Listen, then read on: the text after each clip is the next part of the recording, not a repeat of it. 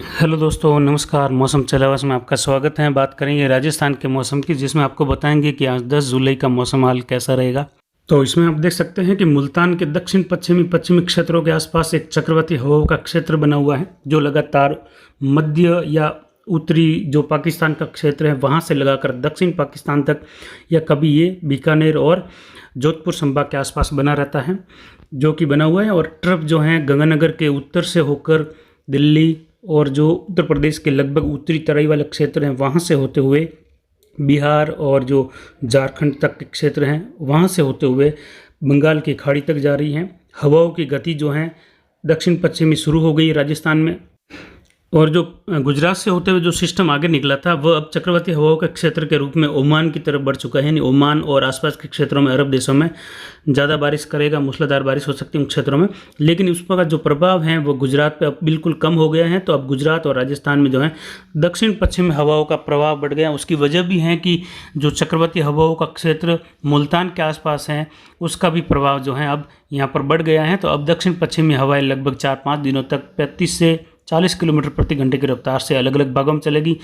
खास करके जो पश्चिमी क्षेत्र है वहाँ पर हवाएं तेज़ भी चल सकती है, यानी 45 किलोमीटर से लगाकर 50 किलोमीटर प्रति घंटे की रफ्तार से दक्षिण पश्चिमी हवाएं और बादलों की आवाजाही देखी जा सकती है। इसके अलावा जो उत्तर प्रदेश के और जो दिल्ली के आसपास के क्षेत्र है वहाँ पर एक जो है चक्रवाती हवाओं का क्षेत्र है, जो कि काफ़ी कमज़ोर है, लेकिन फिर भी जो है बादलों की आवाजाही के बीच में बारिश की गतिविधियाँ जो हैं करवाने की क्षमता रखता है। और ये केवल राजस्थान के उत्तर पूर्वी क्षेत्रों में कहीं कहीं हल्की मध्यम बारिश करवा सकता है। लेकिन जो पश्चिम बंगाल के क्षेत्र हैं, जो बिहार के क्षेत्र है, वहाँ पर एक चक्रवाती हवाओं का क्षेत्र है जो कि बंगाल की खाड़ी से निम्न दबाव के रूप में आगे बढ़ा था। वह वहाँ पर आने वाले लगभग 3 से 4 दिनों के दौरान बिहार, पश्चिम बंगाल, झारखंड, उत्तर प्रदेश के क्षेत्रों सहित जो नेपाल, भूटान के आसपास के क्षेत्र है वहाँ पर भारी या अति भारी बारिश करा सकता है, जो कि आने वाले समय में बिहार और उत्तर प्रदेश, पश्चिम बंगाल, झारखंड वहाँ पर जो है नदियाँ उफान पर आ सकती हैं, क्योंकि वहाँ पर काफ़ी सशक्त रहेगा। नमी वाली जो बंगाल की खाड़ी की शाखा है उसका जो प्रवाह है वो काफ़ी तेज़ रहेगा उसके आसपास। इस वजह से वह काफ़ी सशक्त होते हुए पहाड़ों में, जो हिमालय के पहाड़ी क्षेत्र हैं वहाँ पर भारी या अति भारी बारिश करवाएगा। अतिवृष्टि होने की भी संभावनाएं अगले लगभग 3 से 4 दिनों के दौरान वहाँ पर बनी हुई है, यानी 10, 11, 12 और 13 जुलाई के दौरान।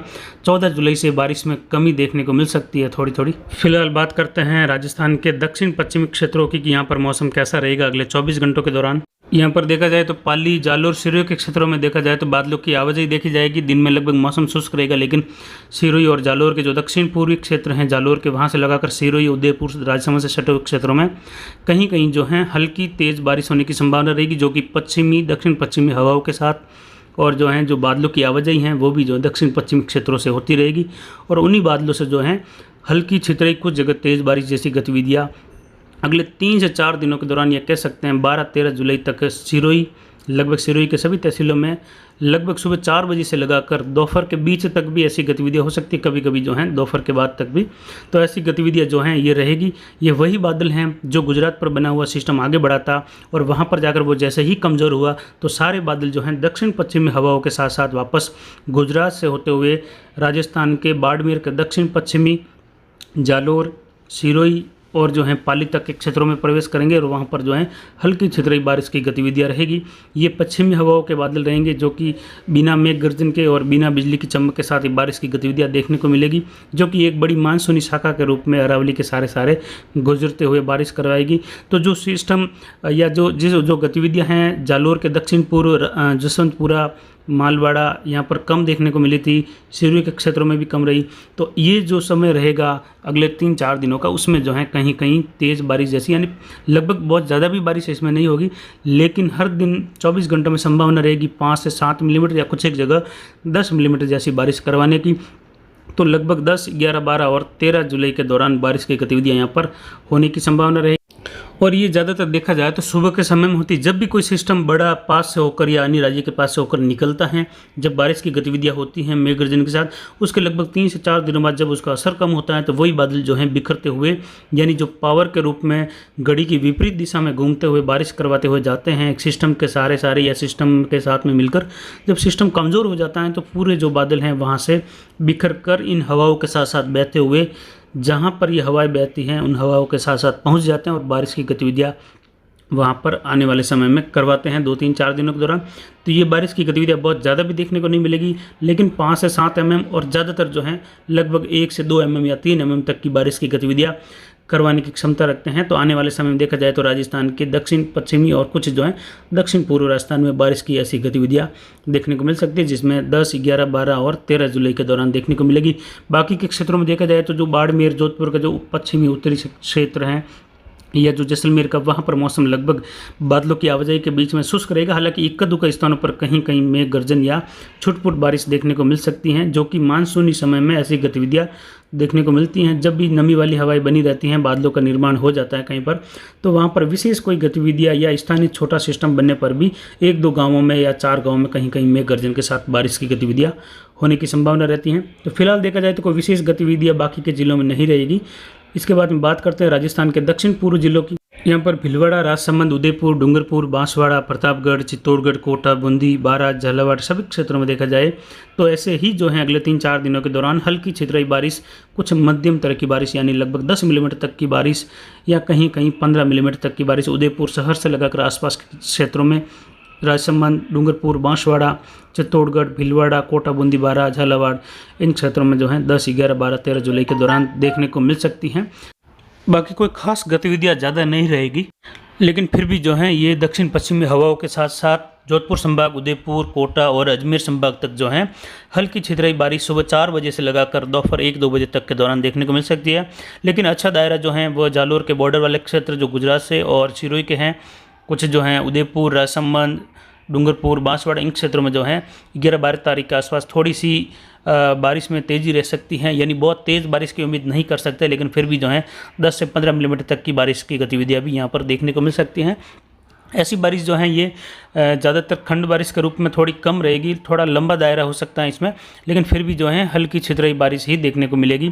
ये केवल जो है सिस्टम बिखरने के बाद उसकी जो हवाएं हैं, उसकी जो नमी वाली हवाएं हैं, नमी वाले जो या जो सघनित बादल हैं, वह हवाओं के साथ साथ आगे बढ़ते हुए और ज़्यादा सघनित पहाड़ों के आसपास होने की संभावना, जिससे बारिश की गतिविधियाँ इन क्षेत्रों में देखने को मिल सकती हैं। इसके बाद में बात करते हैं राजस्थान के उत्तर पूर्वी क्षेत्रों की। यहाँ पर देखा जाए झुंझुनू, सीकर, अजमेर, टोंक, सवाईमाधोपुर, करौली, धौलपुर, भरतपुर, दौसा, जयपुर, अलवर सभी क्षेत्रों में देखा जाए तो मौसम बादलों की आवाजाही के बीच में लगभग शुष्क रहेगा। लेकिन अजमेर, टोंक, सवाईमाधोपुर, करौली, धौलपुर, भरतपुर, दौसा, अलवर के आसपास कहीं कहीं मेघ गर्जन के साथ हल्की मध्यम बारिश की उम्मीद है। हालांकि भरतपुर और धौलपुर, करौली के आसपास कुछ एक जगह तेज़ बारिश भी हो सकती है, लेकिन बहुत ही कम दायरे में। जैसे एक ज़िले में अगर तेज़ बारिश की जाए तो 1-2 जगहों पर तेज़ बारिश हो सकती है, जिसमें 100 में से लगभग 20 गांवों में ऐसी गतिविधियां हो सकती हैं। बाकी 80 गांवों में हल्की छुटपुट और 15-20 गांव बिल्कुल शुष्क भी रह सकते हैं।